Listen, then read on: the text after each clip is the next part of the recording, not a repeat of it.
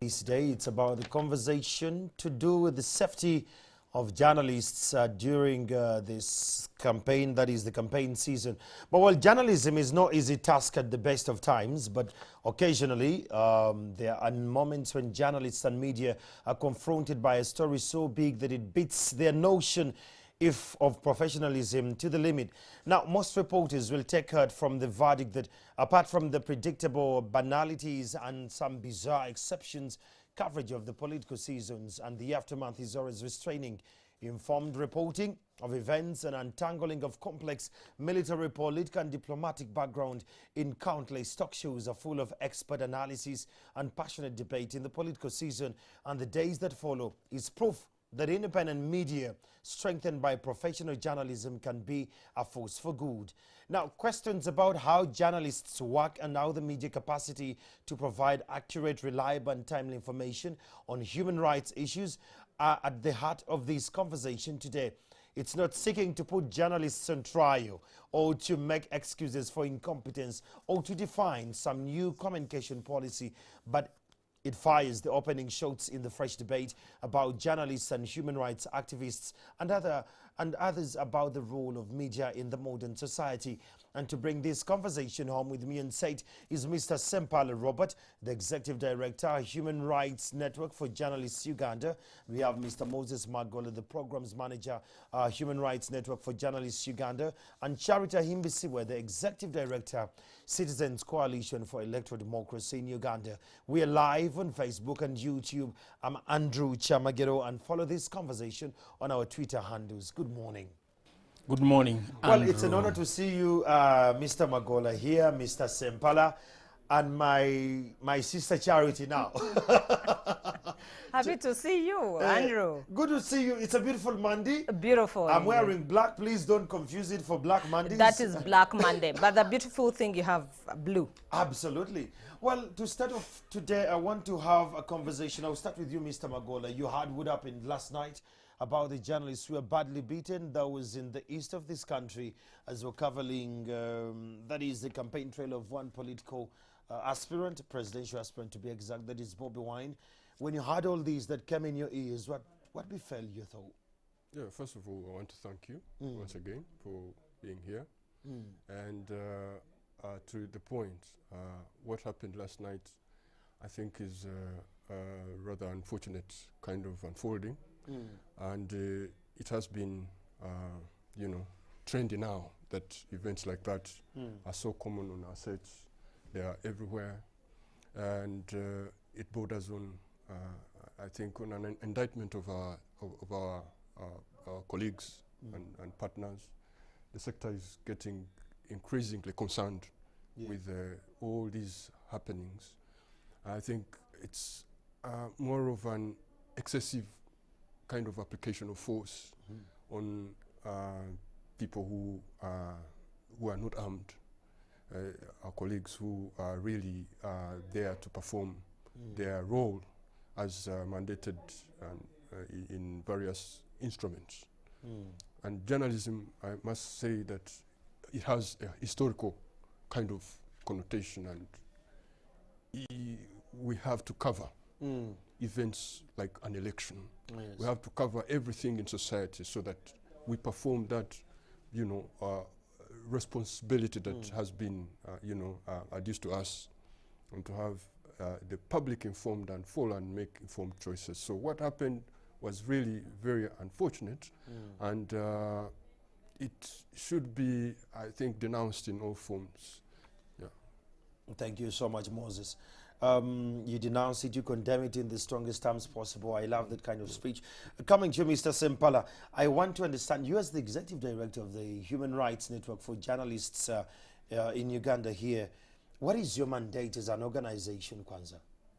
One ours is to create spaces for amplification of the plight of journalists, to make sure that journalists are skilled to be able to adhere to the professional code of conduct, and also to give legal aid and support to victim journalists, those that are victimized because of their work, but also to make sure that we endear the wider civil society, different actors like the state, and many others to upholding freedom of expression and journalist rights, but also, most importantly, to create a home for rights of journalists. Because HRNJ strives to become, and I think we are up there, a one-stop center for journalist rights, for freedom of expression, for human rights, respect of human rights, because we work with so many actors, all of whom are focused on making sure that fundamental and inherent rights of Ugandans are respected. So as Human Rights Network for Journalists Uganda, our role is well cut out, and journalists are very focused in making sure that now they assert themselves, they stamp their feet down and say, this is our rights. This has not been the thing of every day, but now you do not breach or violate journalists' rights and you walk away scot-free. They will pursue you even when the president, they will still come up and say, we're not happy. You saw what happened last time with the army when they beat up James Akena. The pressure was so much on the army that they had to make calls, say, we are going to sweep you, we're going to do this if you pawn the streets. But let alone, it culminated into a very huge meeting to discuss that case and many others. So meaning HRNJ, his role is really very focused and well. Talking about that, how has this worked across the country? You know, most organizations are in Kampala. How grounded are they around the country? If a colleague, a journalist, a friend of mine who is in a Abim district or in Karamoja sub-region and his rights are violated, how protected is he by your organization? We have spread across the country. We have an executive board which is representative of all the different regions of the country. We have focal persons in the various areas that were trained by the UN to monitor, observe, document violations and abuses against journalists' rights. And we equally move around the country as the team, because just in the last 2 weeks we've been to West Nile, we've been to Northern Uganda, we've been to Western Uganda, we've been to the Central Region, Masaka, Greater area, and we're still counting. We are soon going to Kasese, Fort Portal, and all other areas. So as an organization, we do not sit in our offices and just talk about things and do desk research, but we are on the ground. We put our, like the American soldiers say, they put their boots on the ground. We are just that. We put That's exciting. So my dear colleague, if you're watching from wherever you're watching and you're a journalist, they are on the ground and they're reaching you very soon or later. Now, coming to you, Charity, you've seen this on a daily basis. They have beaten us badly. I myself, there was time when I was beaten and taken to prison without charge and released later. From your perspective, when you look at all these, what do you make of the current images you see of the journalists and the state apparatus? Because they're the biggest violators. Thank you, Andrew. The first thing I want the public to know is if you take the journalists out of the election, what are you left with? Do you have any election without journalists? I think you have no election. Because the journalist is the public good. He is the real thing that brings the information to the public.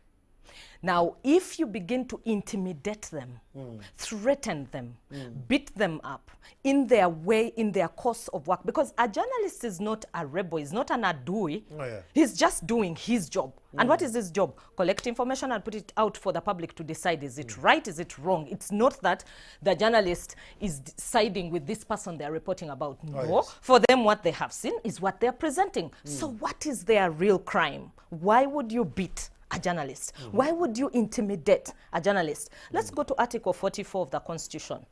Article 44 of the Constitution stipulates the non-derogable rights of Ugandans. And one of them, which is most fundamental, is the right against the freedom from torture. Beating you, is that torture? Is it a form of torture? It's an assault. Yes, it's an assault. So if you're assaulted and if you're intimidated, are you psychologically tortured? Do you begin to fear? Do you begin to walk around while you don't know whether they are going to pick you up any time, you know? That is psychological torture. That is intimidation from doing your work. and that means they are already infringing on your right as a journalist. Now, for us in the democratic spectrum, we look at freedom of expression and the role of the journalist as a cursor, as one of the tenants for whether a process is free, it's fair, it's transparent. Because it's only transparent in as far as the journalist can tell the story. It is only free in as far as people get to know the information that is concerning the electoral processes. So it is fundamental, therefore, that whoever is dealing with journalists remembers they are only telling the story. And like Moses said here, we condemn it in no uncertain terms.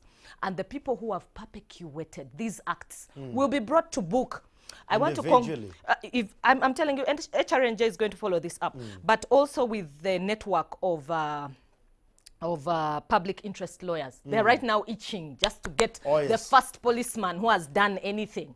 So we are going to document these things and send them over to these our partners. So what happens in an incident? There is something going on. I don't know whether you've paid attention to this. Some officers who are assaulting journalists on the ground in this campaign season, they don't have name tags. Their leaders could have name tags, and on the other side, and they're calling on radio call over and over. But the ones assaulting you, they don't have name tags. You saw the ones in Mayuge. The guy was like, have you seen the guys in Mexico, the militias in Mexico, and how they dress up? This is how these guys are wearing. Masks. They have masks. You can only see their mandibles and the eyes, but you can't recognize that this is the person. So in that kind of environment, Mr. Sempala, how are we going to thrive as journalists, and how are you going to make sure that such a person is brought to book? You've not identified their faces, but they have assaulted you anyway. It's a very difficult situation to be in as a journalist, and then you're faced with a person you can hardly identify. But in my Uganda saying, we have that akatali kabe. When you have a chicken to eat and seals, you just scatter the bones all over your doorsteps. But if you start hiding them, certainly you're hiding away from the public. So it baffles us a lot that the guys deployed to handle public order cannot be recognized. And certainly it makes it very difficult for us to pursue individuals to use the Human Rights Enforcement Act, the Anti-Torture Act, which places individual liability on a person, not now the whole force, like the Uganda Police Force or the Army. But even now, the journalists have learned to have footage of whoever is within the vicinity. And that helps us at an opportune time to go deep, investigate, and find out that this person was so and so. You know, when we see guys that are hidden, their identities concealed, we certainly know that a lot is about to happen, and the journalists now stand very warned. So during our trainings in safety and security, these are things that we really focus a lot of attention on. That when you go to a scene and you see people emerging from nowhere and you cannot identify these people, they are like signaling each other, just be sure that something is about to happen. But now, the onus is on the army, is on the police institute, the security institutions, to deploy people that are professional. Because if guys are professional, you don't have to hide their identities. You only do that if you are sure that what they're going to do is... it's a covert mission. It's a covert mission. It's against the law. But Andrew, I sympathize a lot with the media in this predicament. Because you go to cover, like Charity said, an event that is lawful. Now say an election, a campaign process, and then guys descend on you and start beating you up, and they disguise their identities. Media houses, I think, for me, have even a role to play. The owners, these very important persons over and above HRNJ come out and say, how do we operate in such an environment? It's extremely key. But we one time were able to unearth some officers, and the images were run in the papers, yet they had covered themselves. Journalists that hang around campaigns now have started identifying who is who even when they hide. Because after those scenes, they go and open up. Because they're doing those things not because they want to beat people, and There is to an be- order bu- coming. journalists in particular. So after the operations, they will come and say, hey, we are done, so we're going, and we will be able to see them. So they're not safe either. Okay. Perhaps I will add that that such kind of behavior is just meant to hide mischief. That there is something sinister there. They intend, The brewing, yeah. you know, to deploy. Or therefore, they will hide if something. They will hide behind those masks so that they ably execute. But Magola, that how did we mission get that- here? This was not the narrative I years think before. it is. What happened? What it went is- wrong? It must be. Is it the young generation in the security forces? Is it the commanders we have? Because I'm saying the security forces because the human rights reports have always highlighted security forces as the biggest abusers of journalists' rights. Yeah, actually, it's like you read in my mind. I was going to say that it is basically a function of falling of standards, professional standards on both ends. And while they demand for professionalism on our part, Yes. it seems that professionalism is, falling rapidly on their side. And that's why that kind of inconsistent behavior with really the protocols and the required standards of policing How do you fix it then? is falling. I think we cannot fix it by application of the theory of might is right. At this point in time, in my opinion, I think there needs to be some sobriety expressed on both sides of the people in government, the security agencies and their personnel, and also on our side, because there has to be objectivity. We have to come to a common ground and ensure that this situation, as we are witnessing it, does not spill out of order. Because the way things are going, there is a lot of high-handedness on the part of these security groups, to the extent that they are covering themselves up not to be, seen. Times it And feels the like other Mexico. thing, it should be to send chills. I think it's a whole chilling kind of environment, like Charity put it, that I think it's all to deter people from kind of towing a line that they think is not supportive of their position. And those are the people in government. But what they are forgetting is that media people are performing their function. It's like stopping a doctor from going into theater and operating a patient or working and treating patients.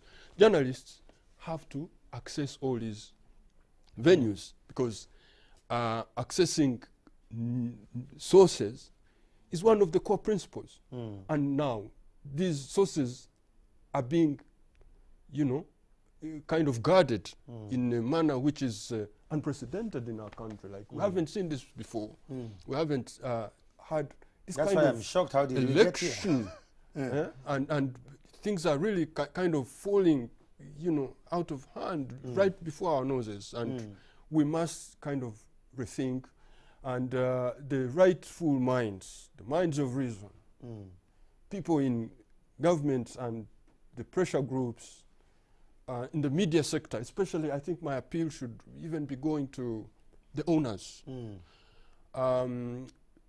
They have higher stake. They can speak on the same wavelength with the duty bearers, and they listen, and so that we can't continue on this kind of trend, which is kind of backtracking on the very many gains that we had made as a country of democracy. We had media which was thriving not so many years ago. We had a lot of vibrance in the public and hope and aspirations that people were carrying and speaking about 10 years ago or 15 years ago. And why should it come to this? And yet, our friends, our neighbors, in some countries are progressing in our sub-Saharan Africa. So there is a huge question, and we need a serious introspection. Okay. We can begin with ourselves here as media people, Yeah. but it can't be enough because there are people who have We authority. need other stakeholders on Yes, board. we need all stakeholders on board and make sure that this situation is arrested before it gets really out of hand. Okay, now, Yeah. Charity, this brings me to a very good question here. When I saw that the Minister of Information and ICT is a former police person, I was like, oh, finally, we get someone to run us. And, you know, she's aware of the former job and how they used to operate. So we have someone to balance us. It's more like saying now Chamago is going to be the spokesperson of police. I know both sides. I could possibly balance. From where you look, has government contributed in ending the impunity of crimes against journalists, even in the work that we have Judith Nabakova at the helm of the entire fraternity? It's a tough question. Have they actually ended the impunity against journalists? And I'm struggling to see one example where they have. But I think I should start by saying that the UPDF, which has often sat down with Robert Sempala and the team from HRNJ, have always committed to ensuring that when journalists are in their course of duty, they will try to restrain themselves and understand that journalists are there. And actually, sometimes they say journalists allowed, and they say everybody else rejected. There are venues where they've done that when the UPDF is in charge. We've also seen it sometimes for the police when they have said journalists, if you show your tag and identify yourself, we'll be able to let you in. And sometimes also we've seen the Speaker of Parliament. She has a special plenary she established for the journalists in Parliament. Yeah. She also put that journalists platform up there. She gets a little bit of funding for them. Yeah. They sit there, deliberate on issues that are affecting the parliamentary reporters. And I think that is all effort coming in from the government. Nice. That there is beginning to be some attitude of we understand we need them to report our story. But the only problem is every time they go into bed with the government, sometimes they forget to do their duty as mandated in journalism school, because you're supposed to remain objective and you're supposed to have integrity, whether you are in bed with government or not in bed with government. Now, what happens with the journalists? Like, I'll give you an example. Last week, I was being cyber-bullied by a journalist on the journalist platform, one of the platforms that we're on, because I asked for the details of an RDC that was involving themselves in an electoral process. The law is clear. If you're RDC, you are a government employee. And government employees are not supposed to participate in partisan politics. Actually, in the 2016 ruling from Supreme Court judges was all about RDCs. And this RDC from Kabale was saying, I'll not even allow any opposition here. They will dare see me. Nobody will step here. And he was serious. So I told the journalists, if you're a serious journalist, can you please help me? We begin to document, because I need this documentation very fast. And yet for me, I'm engaged with other things. And this one journalist comes out and says, Charity, you're partisan, really partisan. And I said, really? Says, yeah, can't you even see yourself? You're always up against government and whatever. And I said, no, actually, I'm not against government. The law is clear. The law is made by government. The Constitution is a government document. For me, I'm just calling for accountability in terms of what the law is saying.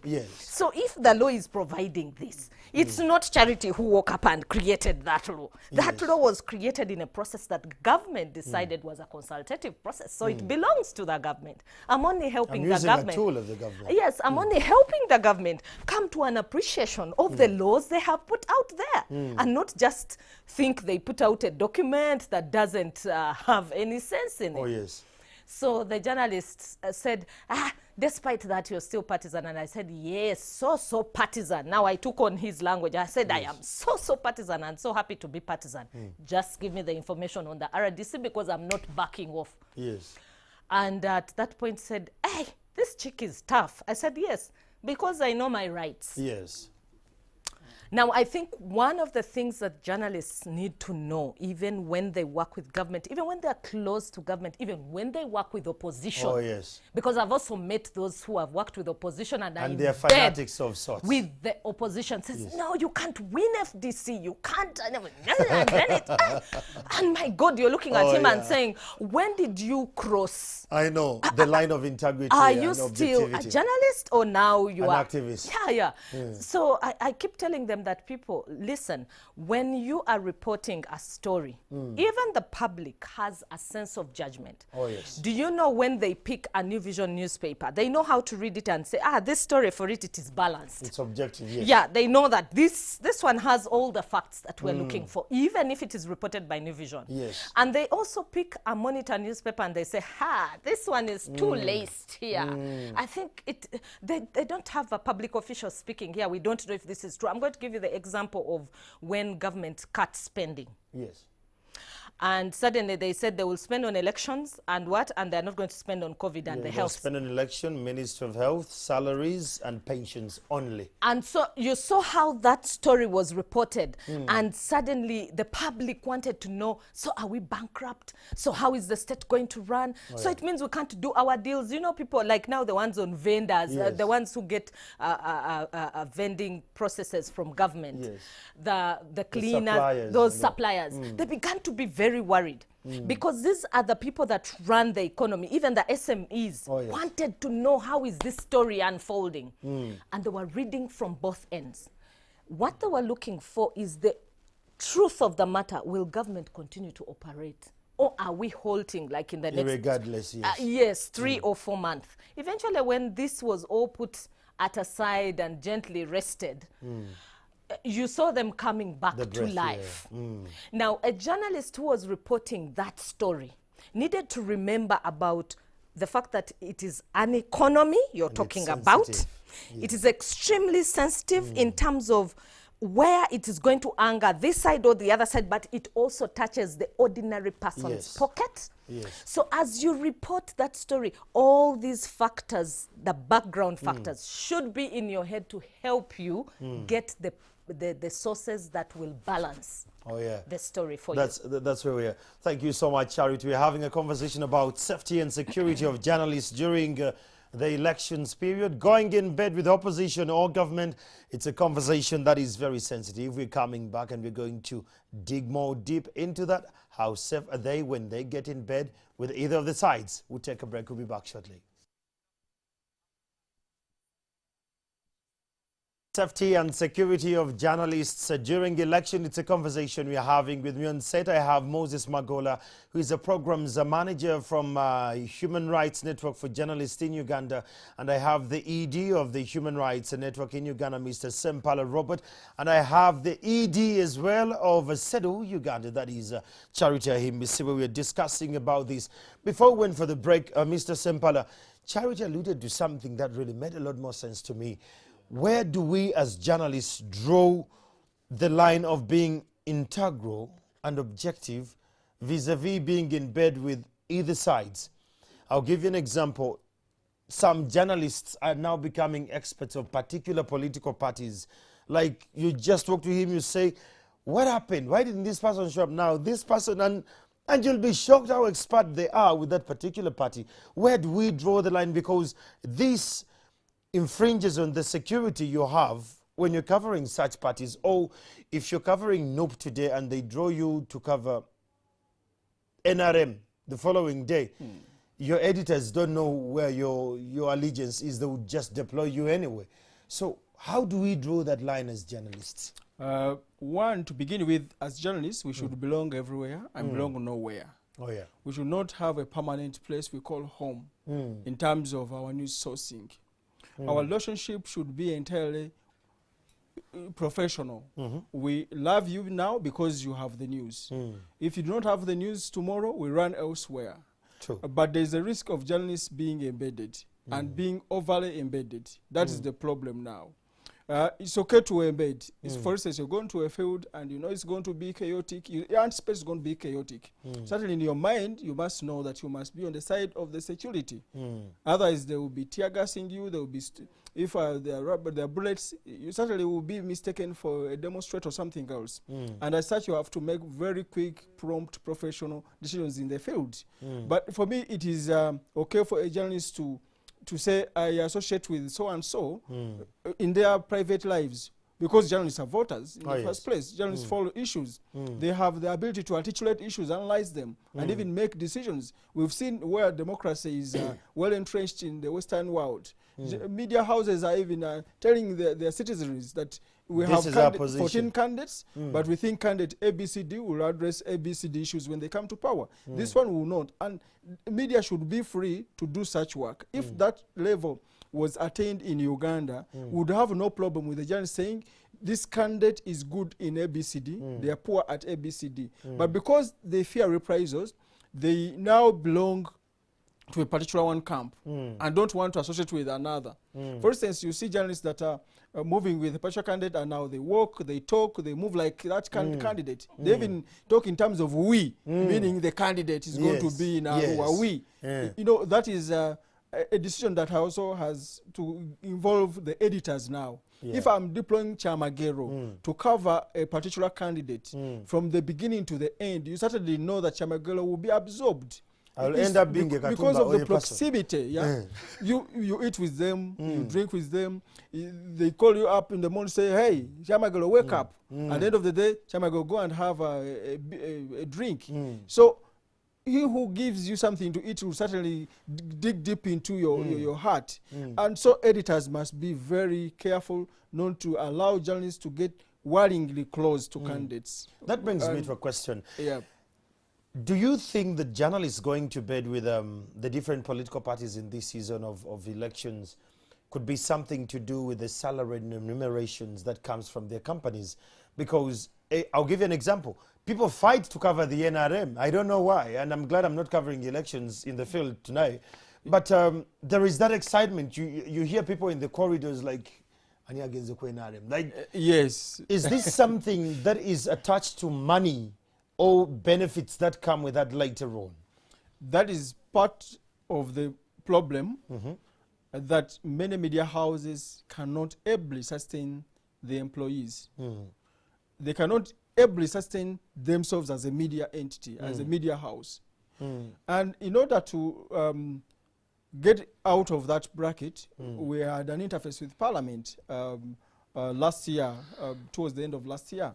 And we're discussing issues of sustainability for media houses, issues of who holds the license to operate a media house.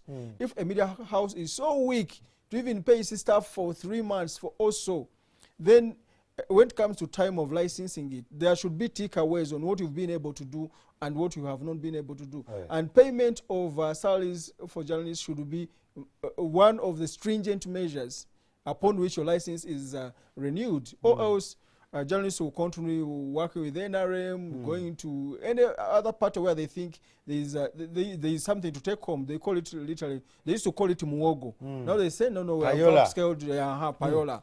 And there is a forum on which I am a member, it is of journalists, and they share tips amongst themselves. So somebody shares the tip, and it's covering this other party. So somebody, is that also a tip? They even give you money. Who has a tip? So they're disregarding this as a non. Because it's not monetized anymore. Because it's not monetized. But also it goes back to the general regulatory framework for the media. We are so scattered all over. UCC will only come up to say, don't do this, don't do that. But they will not be seen in growing the industry to put it to a level where journalists can be talked of as professionals, where nobody will take you for granted by giving you a small handout, drive you into their car. Then before you submit the story to editor, they'll ask for a script to find out if you're balancing it. If you put Magola, who is another part of the story, say, this one I'm not happy. You remove Magola.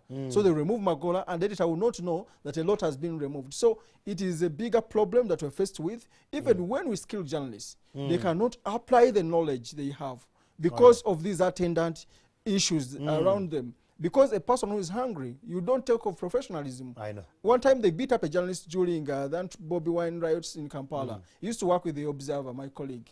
And he had to go for a medical checkup at the police. He didn't have the money. He wanted to go home. He didn't have money to take him home. And was like, I wish these people could support me, the ones I was covering. I went to him and said, no, that would be a wrong turn still. He says, but what do I do? I know. So if journalists are not well remunerated, if we do not focus a lot on the welfare of journalists, we can only lament, and the problem will continue growing.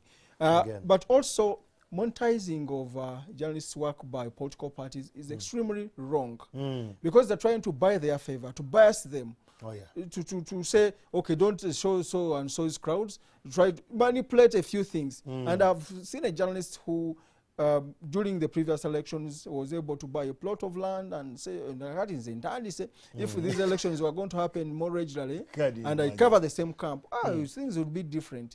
And if somebody is really looking forward to an election just for monetary gains, and they can't get this from their media houses, you know the problem is getting totally bad. It's getting worse. Yes. Mr. Magola, from what you've heard, a lot is happening, but I want to bring this to this context. So at what point in time are the public supposed to render support to journalists to do their work, equitably without challenges? First and foremost, the public are allies to the media in this work that we do, and the journalists. But in any case, you would want to ask a question. What form of public are we talking about? What is the level of understanding? How have they been conditioned to think? So this is the kind of public that you are alluding to. And in my view, our Ugandan public still has a lot of ground to cover in terms of really getting to the forefront of understanding what the media stands for, because they seem to be caught up in an abyss of limitation in terms of knowledge. And I don't know whether this stems from our education system and the kind of people it's producing, but it is general illiteracy and people not being able to access sufficient education. So at the end of the day, they tend to be flip-flopping in terms of rendering support to the media, and which is a very dangerous kind of environment, because they can turn hostile. And in some instances, they've been hostile. Oh, yeah. When you look at some land-related cases, when people are coming to cover those land incidents, exactly, and some disputes, within these societies, they have some conflicts. Yeah. When the media is there, our colleagues have fallen victim. So it points at a public which really has not received sufficient literacy, media literacy, and we need, and which is actually an indictment even on all of us, that we need to do more in terms of educating the public to understand our responsibility. But on the other hand, also, I must also say that we have let ourselves down with the media. Sometimes, How? yes, some moments. The unprofessionalism is, my brother has been talking about, like where we have not been socially responsible and acted according to the principles of the profession. We tend to take bribes, sometimes from the members of the public, and sometimes we've not been objective because we support this camp, and we stand with this camp. Or we've been overwhelmed by our very own passions over incidents and been sentimental over covering which matters we're covering. So at the end of it all, again, responsibility now falls on all of us, but the ultimate responsibility, I think, goes to duty bearers. Because duty bearers have the authority to reach out and an obligation to ensure that they develop an elite, not an elite, but an informed society. And a society that is able to embrace this kind of civic reasoning, to embrace the media, so as to have a society that is progressive, a society that is democratic, like we really want. The kind of journalism that we want is the one that is informed by the democratic theory that enables, that empowers everyone, that gives information to people without limitation. That there is, we make sure that, you know, our role is performed very well, but we are thriving in a context of an informed population. Okay. Well, thank you so much. Coming to you, Charity here. I want to know, where is the missing link between the government, the Electoral Commission, and the work of journalists, and how are these bodies supposed to work in this kind of safety and security mode for journalists? The government, The Electoral Commission and the journalists. Actually, if you look at the democratic institutions, most of them form the government. Oh, yes. The court, the parliament, that's part of the government. And then we have the executive. Because when you go into political science, that's what you learn. The three arms of government are the ones that I've just spoken about. And then we cross over to the Electoral Commission. It is a body mandated to manage and administer elections. And then here is a journalist who is doing a public good. Now, the thing that I know that the journalists won't do is to report the story the way the Electoral Commission wants it, for example, or to report it the way those institutions which we've talked about want it, for example, as well. They will always want somebody else who can help interpret for them the information as it's flowing from those institutions. The Electoral Commission, for example, will say, we are not the ones who pinned up the picture of Bobi Wine on our wall. It's not even our wall. Oh, yes.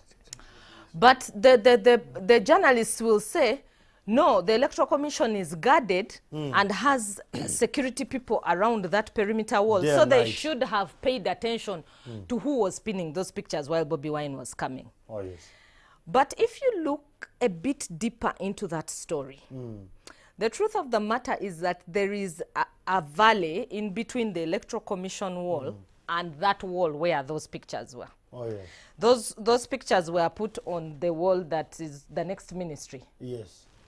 Now, still again, the journalists would ask themselves, like they were reporting about that story, they were asking themselves, but the security personnel at the Electoral Commission would not see that somebody is pinning up pictures on the next wall. And the timing. And that even the pictures were two. Yes. One was for the president, the other one was for Bobi Wine, but while smoking weed. Yes. And the Electoral Commission comes out and says, but for us, the truth of the matter, We are not aware. we don't know about those things. Were they even out there? And the first person to report it to us has Is been you. the candidate himself and his group. How did they, Oh, how did yes. the pictures go there? So it became a suspicion thing. Now, when suspicion gets into the public, it is the journalists to settle square that. Yeah. it out. Because then we want the information. The Yes. public is asking a zillion questions Yes. concerning the incident. What happened? So you, the journalists, therefore, should go and report this story. You asked me Electoral Commission, and government forces, and the journalists. yes. And I'm trying to make the link for you. So at that point, the journalists should distance themselves from this story and their sentiment for any of the things that have happened and try to go and do investigation. Produce for us, what is the Electoral Commission saying? Okay? What is Bobi Wine's camp saying? What is the ministry whose wall these things, what are they saying? Then leave it for the public to decide. The head of security that night, what is the comment? Yes, the head of security, I actually had a conversation with them because I was saying, this is looking very ugly. I don't know how you're defending yourselves beyond this one, because I was saying you're supposed to be impartial. Yes. So the security man told me, you know, for us, we stay inside most of the time at night. We only come out once in a while, peep what is going on around, and we go back in. Charity serve me. So Chamagero, Yes. this is the story Yes. that needed to have been told Yes. by the journalists, so that the public then decides, is it the security person telling us the truth? Oh. Is it the Electoral Commission telling us the truth? Is it the Ministry of Works that is telling us the truth?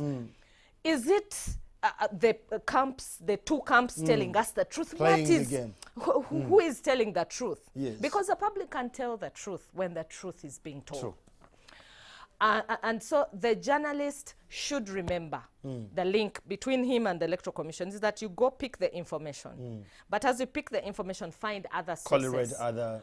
that can help you balance that. If you go to a government entity, pick the information, but find other sources. Now in an electoral season, find the sources that are going to help you balance that story for you. I'll tell you, for example, the international media is very interested in the story of the European Union saying we are not observing the election. Yes. And the international media has reported this story as saying the Electoral Commission has blocked everybody from observing The election. the elections. Yes. But is it true? That's The not true. journalists who are here, Should take it up. couldn't you tell the truth? Yes. Is it true that everybody has been blocked? Because what they want to say is that that process was not even credible, as credible as to allow anybody to. To monitor it and observe. Is it true? It's not true. Coming to Mr. Sempala, you wanted to add something on that. Yeah, it is very interesting that the Electoral Commission at least is not able to go back and review footage of the CCTVs around to see who pinned these pictures, these posters. Next to their walls. Next to their walls. I happened to have been passing in that place. And the same people that were pinning the Bobby Wine with posters were equally planting other pictures Yes. of another presidential candidate, the incumbent. And two guys that manned the Electoral Commission gate. What time was this? It was around 10 something. PM? No. In the morning? Yeah, broad daylight. The guy was dressed in an overall. A yellow overall? Yes. Yes, I think I saw a video making rounds on social Yes, media. and these other guys at the Electoral Commission were looking at them. They were looking at them. They were looking at what they were doing. But I think in security, you're not supposed to go beyond your mandate. Oh, yes. To go and interfere with the businesses of a neighbor. It's not your jurisdiction. I think they were right not to have interfered. But also, what I want to say is that the Electoral Commission should really come out strongly, to, at least for such issues that require urgent attention. They should come out and hold meetings with the candidates. Because if these candidates do not speak to their supporters, to people who work for them, their agents, against such acts, we are likely to see violent confrontations between the candidates. So the candidates cannot just pretend that all is well. Because it's my agents that are doing it against another candidate, then it is okay. They should come out to condemn in the strongest terms any acts that can be provocative, that can result into confrontations. Because we need a smooth, peaceful campaign and election process. Mr. Sempala, a last one to you. The International Human Rights theme is about recovering better and standing up for human rights. That is this year's theme. Does this speak to us as journalists, especially during this election period as Ugandans? A lot so. And these are voices that we want to amplify. Because so far what we are not seeing is a firm stance on issues of rights. Stories that have human rights-based approaches embedded in everyday work of all of us, not only the media at this point, but where is it in the security forces? Where is it in government circles? Because human rights is not about rights of journalists alone. It cuts across. Yes, it cuts across. And so as such, we should all apply lenses that look at and so what in terms of human rights. If there is no medicine in a hospital, who is suffering? What rights have been taken away? Away from saying you do not have money, you can't access our facilities. It's not all about that, but we look at the holistic approach of rights. And if we do not cultivate that culture, of looking out for the human rights aspects. We certainly will not talk of a democracy being entrenched, because respect of human rights is a key tenet of democracy at all times. So it really speaks to us a lot, and we are deeply into events that are going to celebrate this day. We just today in Bugolobi, we are having another round of such events with our colleagues, the Defenders and National Coalition of Human Rights Defenders, because we need to amplify the voices of the ordinary people, people who cannot reach the media spectrum to be heard, people who have been denied justice, and all they have to do is to sit back and lament. So where the media is a sole vehicle for this. So we want to encourage the journalists, especially all media houses, because journalists can only do so much if the policy by the media houses do not mainstream this. But we want to invite media houses to do a lot of good ground to amplify the voices of those that are not captured, are not prominent. Their rights taken away, and business as usual. This area is extremely key for us. And okay, wrapping this up, Mr. Magola, what should journalists do to stay safe while covering elections 2021? Yeah, there are a number of measures that can be in undertaken. 2 minutes. One, they say security begins with you. Indeed. And if it begins with you, your fidelity is to the responsibilities apportioned to you by the laws that govern the profession and the ethics. So you must act within that very framework in order to not, step out, and then that is used as an excuse to pounce on you. On the other hand, I would like to perhaps rally different organizations like ours, senior journalists, and also like-minded bodies within government to organize special activities that are aimed at scaling up the security of these journalists. Some can be trainings, others can be consultative meetings that they can have within them, so as that they are able to, secure the role of these very important members of an electoral process. But lastly, which kind of steps beyond this very question, a lot has been happening, but I want to perhaps appeal to the duty bearers to really look into the pattern of events and the trend, how it's unfolding. Particularly, I think the Constitution puts on the Parliament that responsibility. In Article, I think, 221, they have to monitor how arms and ammunition is used by security agencies. And that's a constitutional kind of mandate, a call. Therefore, the Parliament, in all that is happening, has a role to play. But it seems to be conspicuously quiet. And it should, I think, rise up to the occasion and speak about what is going on. Okay. Yeah, and then security agencies also, I think they have to observe rights. The same Article 2, another Article 222 of the Constitution requires that they use their arms, they respect human rights in the way they conduct their business. So at the end of the day, it all beholds on us that we need to play our roles in a more responsible way and be in service so that the context is not degenerating as we have been seeing. Okay.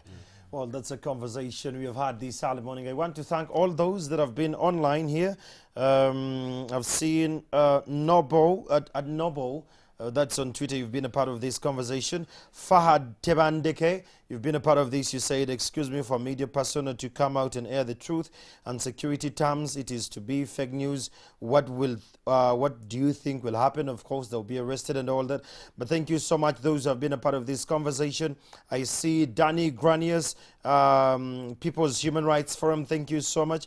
We have Akaterega MM, Abaine, Uganda, Joe Shamashelo, and the Carls, and quite many of you, Seka Mulindo, and many others.